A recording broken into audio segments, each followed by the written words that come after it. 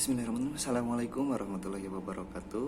Halo teman-teman, perkenalkan nama saya Mahmud Rahmadi. Saya mahasiswa BK IKIP Siliwangi.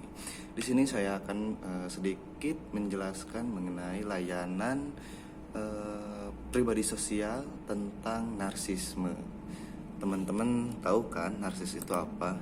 Sesuatu hal yang seseorang dilebih-lebihkan gitu ya, diagung-agungkan, atau istilah populer di kalangan anak muda Indonesia yang biasanya digunakan untuk mendeskripsikan orang-orang yang sangat percaya diri terhadap dirinya.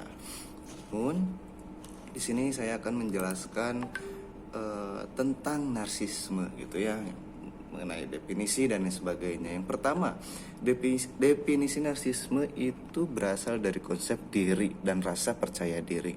Ini menurut Lam. Rasa percaya diri tersebut diaktualisasikan melalui perilaku seperti percaya diri sebagai individu yang unik, memiliki inteligensi yang lebih daripada orang lain, dan memiliki potensi lebih dari orang lain sehingga cenderung tidak menerima diri sendiri karena berperilaku secara berlebihan dari kemampuan serta keadaan yang sebenarnya. Terkadang seorang yang memiliki gangguan narsisme atau narsistik itu orang yang tidak menerima kritikan dari orang-orang lain gitu ya. Selanjutnya yaitu mengenai penyebab atau gejalanya narsisme.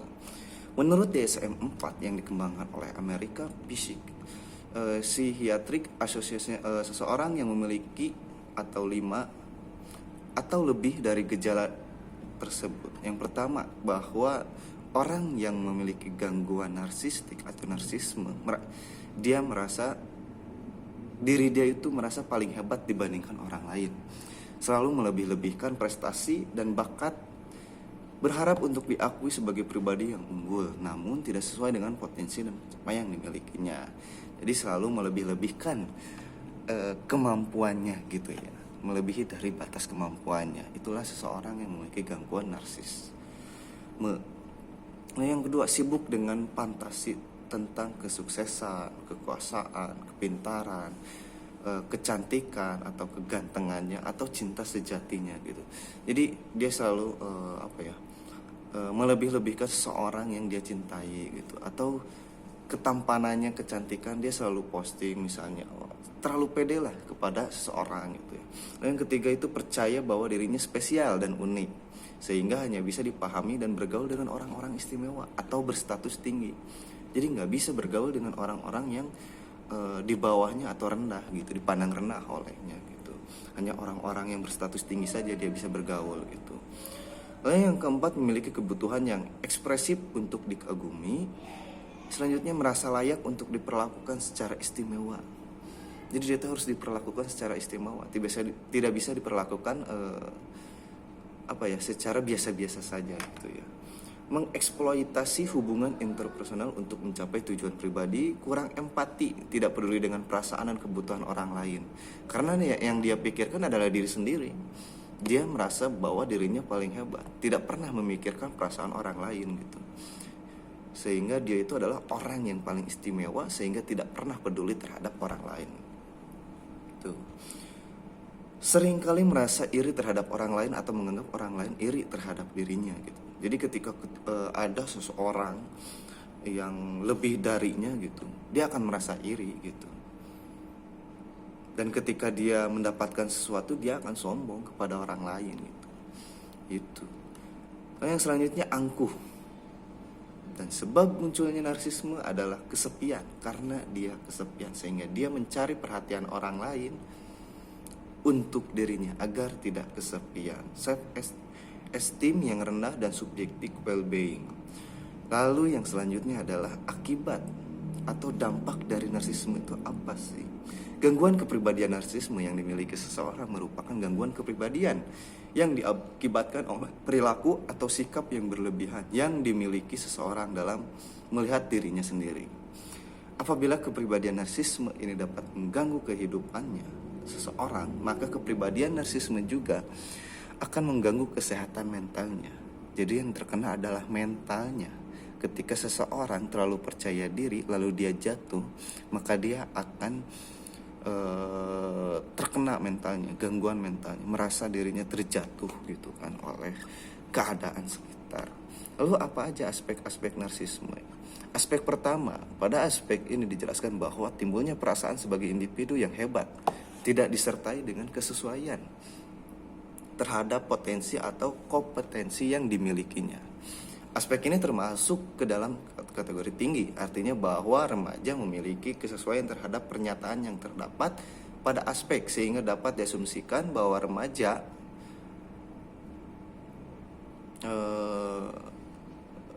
serta implikasinya bagi remaja memiliki kesesuaian terhadap pernyataan yang terdapat pada aspek, sehingga dapat diasumsikan bahwa remaja itu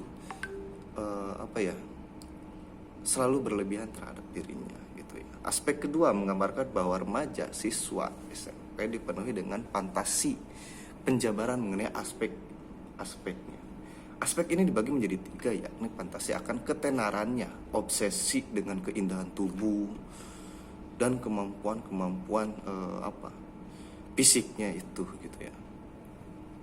Fantasi-fantasi timbul dari harapan yang kemudian diimajinasikan sebagai upaya untuk meraih kepuasan. Narsisme erat kaitannya dengan suatu anggapan yang berasal dari diri sendiri dan memiliki kecenderungan untuk menunjukkan sikap yang sangat baik pada penampilan lahirnya atau fisik. Gitu ya. Lalu aspek yang selanjutnya mengenai timbulnya perasaan sebagai individu yang unik dan spesial. Secara umum, aspek ketiga berada pada kategori rendah dengan nilai rata-rata. Pada dasarnya, individu yang narsis menunjukkan sikap mementingkan diri sendiri dan sering mempermasalahkan terhadap keraguan terhadap diri sendiri untuk menjadi individu yang lebih hebat dibandingkan dengan orang lain. Sedangkan aspek keempat mengenai kebutuhan yang ekspresif untuk dikagumi, narsisme identik dengan pujian serta pengaguman. Jadi ketika mendapatkan pujian dari seseorang gitu, dia akan merasa baper. Gitu. Dia akan cek bahasa sekarang mengapung sena irungna karena dipuji ke orang lain gitu ya. Tuh, lalu aspek kelima, mengeksploitas hubungan interpersonal atau memanfaatkan orang lain agar dapat mencapai tujuannya. Aspek keenam mendeskripsikan mengenai perilaku yang ditampilkan karena tidak adanya rasa empati. Secara umum pada aspek ini berada pada kategori rendah dengan rata-rata nilai. Individu dikatakan menampilkan perilaku sehat jika dapat mengerti dan memiliki rasa empati pada perasaan maupun keadaan orang lain. Lalu aspek terakhir, perasaan ini secara umum berada pada kategori sedang dengan rata-rata nilai. Cakupannya adalah perasaan iri terhadap orang lain dan adanya perasaan bahwa orang lain memiliki rasa iri kepada dirinya gitu. Jadi dia akan iri kepada orang lain dan orang lain pun dia merasa bahwa orang lain itu iri kepada dirinya gitu, dengan kemampuan atau kelebihan yang dia miliki gitu. Lalu bagaimana sih caranya kita menanggapi atau solusi untuk orang yang memiliki sikap narsisme atau memiliki gangguan narcissistic disorder gitu. Yang pertama yaitu melakukan psikoterapi. Walaupun sebenarnya kepribadian narsisme ini masih jarang. Karena itu beberapa perawatan untuk gangguan narsisme diadaptasi dari perawatan untuk gangguan kepribadian borderline dan membutuhkan terapis profesional. Yang pertama terapinya itu adalah transference focus psikoterapi. Ini adalah perawatan psikodinamika yang dimulai dengan perawatan verbal yang mendefinisikan peran dan tanggung jawab pengidap. Pengidap gangguan narsisme akan diminta untuk mengidentifikasi tujuan mereka yang menjadi fokus perawatannya. Lalu yang kedua, ada skema fokus terapi atau disingkat SFT, menggabungkan psikoterapi psikodinamik dengan terapi perilaku kognitif dan membantu pengidap gangguan narsisme untuk sembuh dengan cara mengganti skema yang tidak sehat, yaitu persepsi negatif yang diyakini pengidap tentang diri sendiri dan orang lain. Lalu yang selanjutnya adalah mentalization based therapy adalah perawatan psikodinamika yang membantu pengidap gangguan narsisme atau narsistik untuk secara akurat merefleksikan diri sendiri dan merefleksikan pikiran dan perasaan orang lain agar memikirkan lagi tentang dirinya dan orang lain. Lalu terapi perilaku dialektif atau DBT, suatu bentuk terapi perilaku kognitif yang berfokus pada perhatian, pengaturan emosional, toleransi terhadap tekanan dan keterampilan untuk berhubungan dengan orang lain. Lalu ada juga terapi interpersonal metakognitif. Terapi ini secara khusus dikembangkan untuk mengobati gangguan kepribadian narsis atau narsistik. Terapi ini terdiri dari 2 tahap, yaitu pengaturan pikiran dan mendorong perubahannya. Pengaturan bahwa pikirannya diatur lagi dan mendorong untuk merubah dirinya terhadap diri sendiri dan orang lain.